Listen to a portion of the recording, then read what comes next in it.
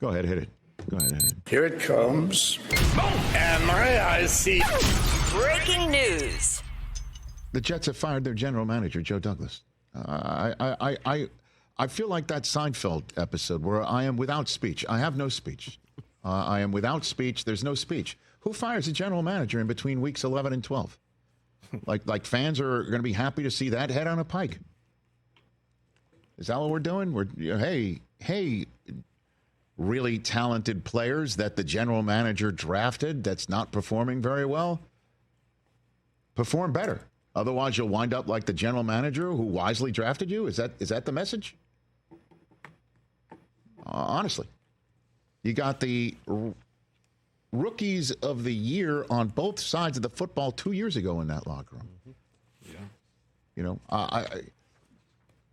the kid Fashanu, who the Jets drafted in the first round this year, started at left tackle this week. He's been all over the line. He's been doing terrific work. And stuff's just not working out. I mean, I don't get it. I don't understand it. You fire your coach in between week 5 and 6 at 2 and 3. You only win one game 6, and then let's fire the general manager. in the middle of the season. I don't know. I sit here and I wonder, did they tell him? Is he being told by ownership to cut people and he refused to do it? And then so it's insubordinate and we're going to fire you? We know we're going to fire you anyway. Let's clear house now. Normally, I'd say that's an indication to some coach that's out there that's saying, I want this, I want that in terms of shopping for groceries. So you fire the grocery shopper now to send an indication that that's the case. And the only guy that you would make such a statement for is Bill Belichick. And there is a warm place that would have to freeze over like Antarctica on top of the Arctic times Greenland, and then to the Iceland degree. Like that's how much it would have to freeze over before he takes the job for the Jets with Woody Johnson as owner. And I think Woody would know that too. I don't get it. I don't understand it. I don't know the point of it. Normally, again, when you make these changes in the middle of a season, it's as a message to the fan base that don't give up on us. We hear you. You're not happy. Neither are we. So we're making this message. And so now you've got an interim head coach who's calling play unacceptable and taking responsibility for it, like he's got 5 years left on a contract, and a general manager that's out. I guess you don't have to make roster moves here. Is there an interim GM? Is there such a thing?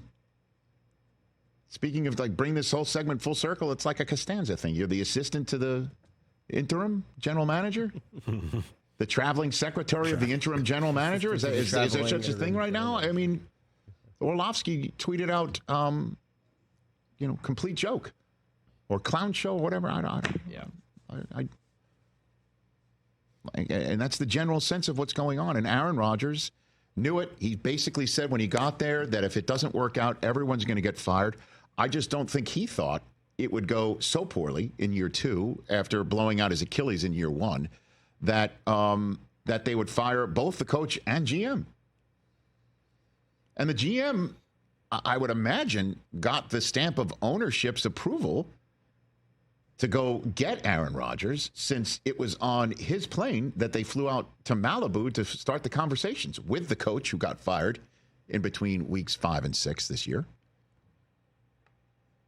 And all of the moves that were made to support Rodgers' arrival by getting some of his band together and the coaching staff to the manner of his liking and comfort level. I mean, they did all the moves I don't know, like if he had a brawny aged son, they would have gotten him on the roster too. You know what I mean? Like they were setting everything up to his liking and comfort level. It's not like Joe Douglas went rogue to do it, right? To the point where he needs to lose his job between weeks 11 and 12. Devontae Adams, he went rogue on that one. Really? And again, I don't know if the firing means he's gone rogue. I just don't know what the plan is here. Maybe they're getting this done now because the owner of the Jets is going to accept a post starting in January. So you get this done now before he leaves the country. So everything is set up. Kind of. There is a rule named after a previous ambassador to Ireland in the Obama administration that you have to follow. I don't think you could speed the process. Again, I'm throwing darts here to try to understand it. I said it yesterday. It is the most disappointing Jets season I can remember, where there's so much excitement and the roster is terrific. I guess, Jets are on a bye and they decided no point in dragging it out. Let's just send him home. He and Saleh could go, help LaFleur's offense. I don't know.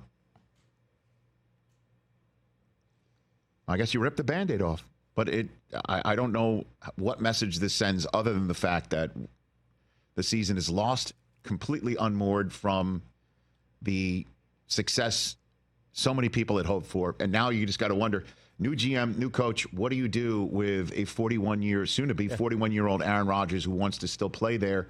And it's worked out so poorly to this point in time. What do you do when the owner is saying, I'll hire you, and then, I think I might be overseas, but we'll Zoom. We can Zoom. I mean, a serious organization tells Aaron Rodgers to hit the road. But the Jets have proven time and time again they're not. Fire your coach after week 5, and now the GM a month and a half later? Who does that? What type of organization does that? I don't recall of another one that's done it. I don't know. And, obviously, having been knowledgeable of the Jets fan base for half a century, fans are, I think, just completely apathetic. Not apathetic. It's not apathetic. No, numb, uncomfortably numb, but numb nonetheless. Like, can't believe this has happened. Sure, Rodgers was having, diminishing returns in his final year in Green Bay, but not like he would come and he'd blow his Achilles out and the total year would be lost and he'd come back and then look a lot like a 39-year-old coming back from a 40-year-old coming back from an Achilles injury, and then everybody else would regress to the point where they felt compelled to fire the coach in between weeks 5 and 6. And then the general manager on the week 12 bye week at 3-8 after being 2-1 for the first time since 2015. It's just yet another trapdoor opening up, which is why Jets fans are completely uncomfortably numb right now, I think. Catch the Rich Eisen Show every single day on the Roku Channel, 12 to 3 Eastern, for free.